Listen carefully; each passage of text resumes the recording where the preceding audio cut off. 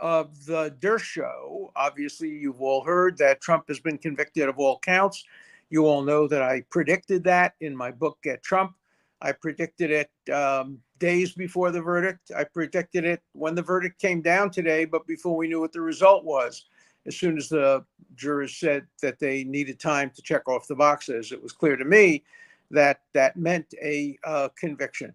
This is a very sad day for American justice. I have now added one banana to my usual banana republic grouping. We're up to 7 or 8 at this point.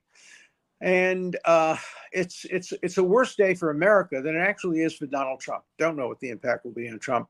Don't know what it'll be on his electoral prospects. He's probably not going to get jail time. And if he does, it would be stayed pending appeal. I don't know whether the case will be reversed on appeal. Sir, I don't think it would be reversed by the appellate division. These are judges who are terrified of being perceived of as helping Trump in any way. Don't know whether or not the New York Court of Appeals in Albany will have the ability to not consider the impact it will have on individuals as judges. Surely the Supreme Court wouldn't, but that's a way off, and there wouldn't be a decision by the Supreme Court probably before the election. This is still the weakest case I've ever seen in 60 years. The fact that the jury convicted based on false instructions, wrong instructions, based on the jurors having been between 85 and 90% picked from a veneer that hates Trump and doesn't want him to be president. The fact that the jury convicted doesn't make this case any stronger or any better. I was recently, just 15 minutes ago, on with the Times of London, and they were saying, well, doesn't the fact that the jury convicted prove that it was a strong case? No, it proves that it was a case that was brought in a jurisdiction where a conviction was almost assuredly guaranteed.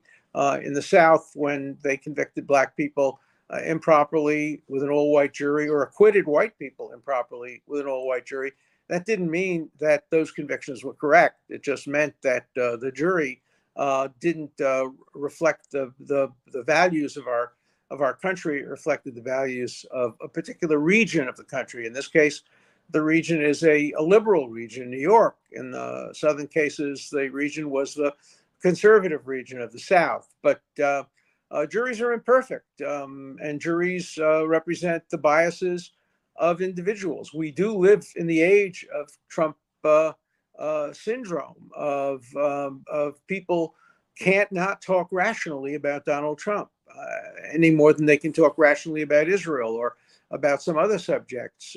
Trump is the most divisive person we've had in politics since the Civil War.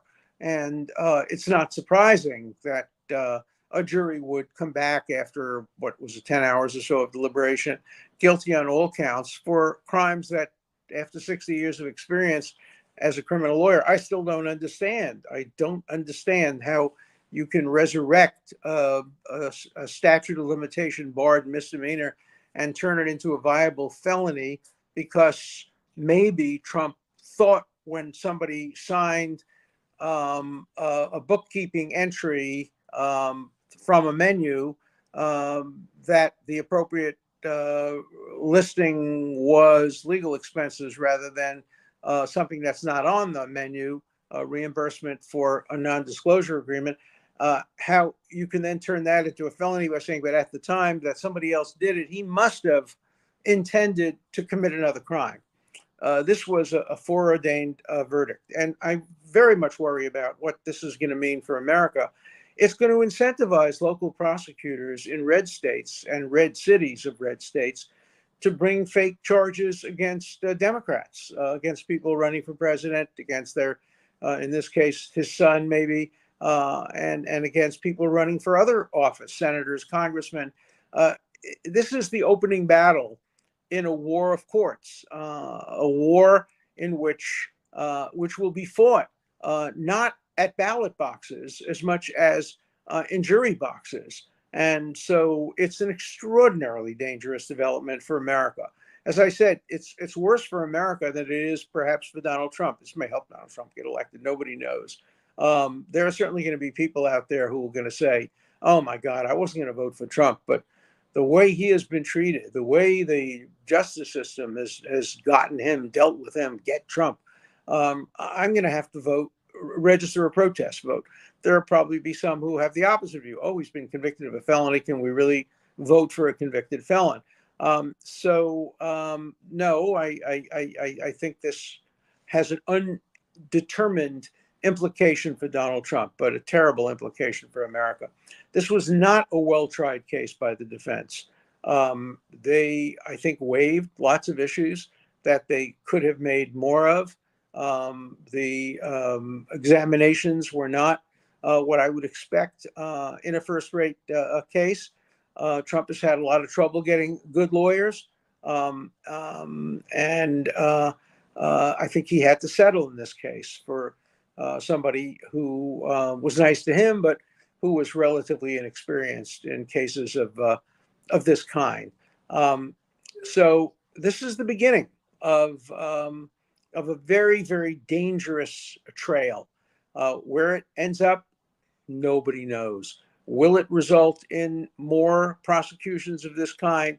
I don't know. Already we saw, after Trump was impeached, the Republicans try to get even by impeaching Mayorkas, an unconstitutional impeachment, both of them unconstitutional, but two unconstitutional wrongs don't make a constitutional right. They just make two wrongs.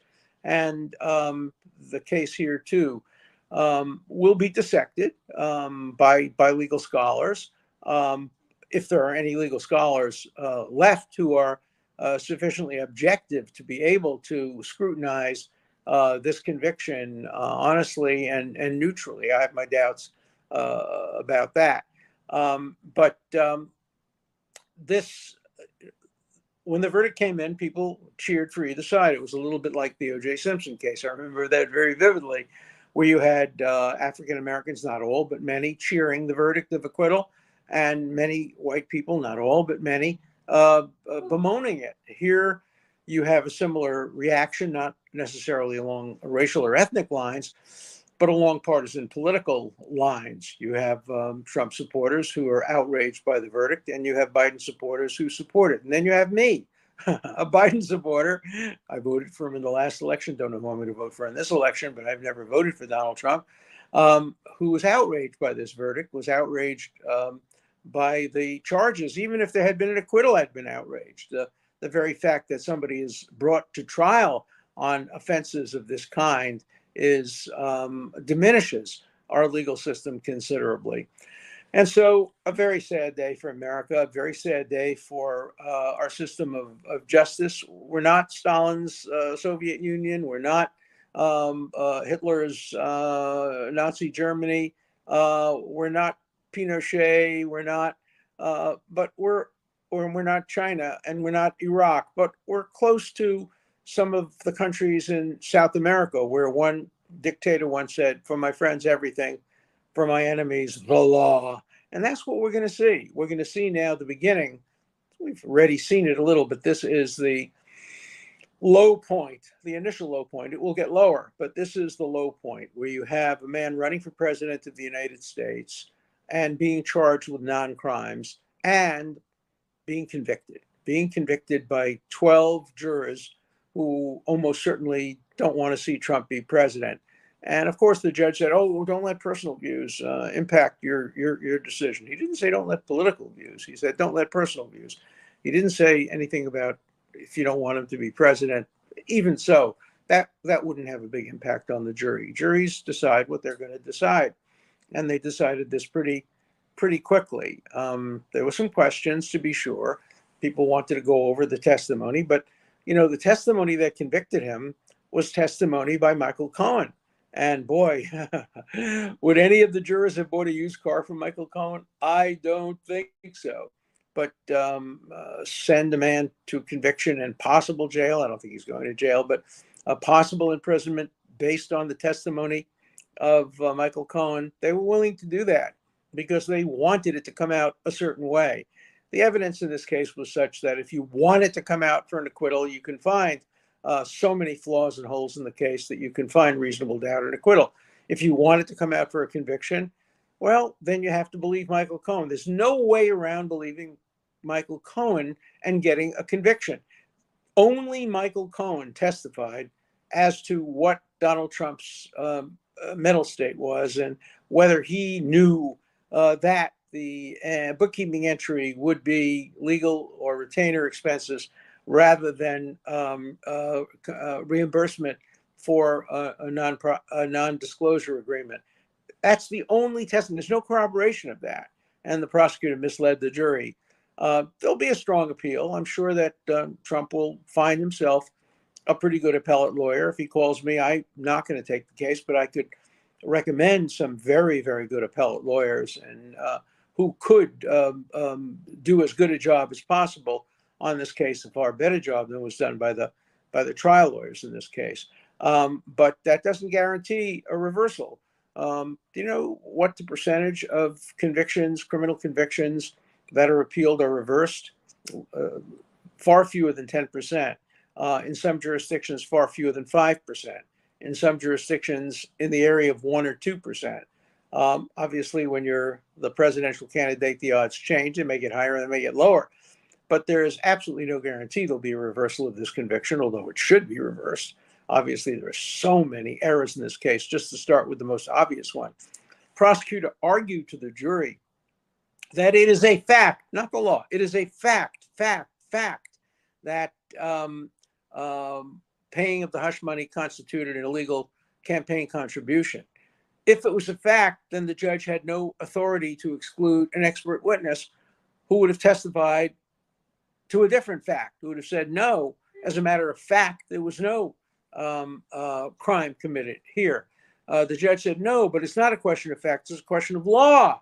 And I'll decide that, but he allowed the prosecutor to say it's a question of fact. That in and of itself is a reversible error. There are so many other reversible errors in this case. That doesn't mean there'll be a reversal. This case is different. Oliver Wendell Holmes once said that hard cases make bad law. Political cases also make bad law, and this is very much a political case. And so this being an improvised, a short response to a dramatic event that I've been talking about for a long time, I wanted to get it on the air so that people can respond. I'm not going to read any letters today. You can write me letters, however, and on the next show, whether it be tomorrow or next Monday, I will read your letters and get your reactions to what happened here today. But you have my reaction, and my reaction is not disappointment because I didn't expect any different result from this. If you want to read about why I think this case was predetermined to result in a conviction, read my book, Get Trump. You can't get it in bookstores because liberal bookstores won't sell a book named Get Trump, but you can get it on Amazon. And I think you will find that my discussion of this case, I have lengthy discussion of this particular case, is relevant to your consideration and predicted what would happen. And when people are saying, well, obviously this is a strong case, the jury convicted, they're just wrong. It's a weak case, yet the jury convicted.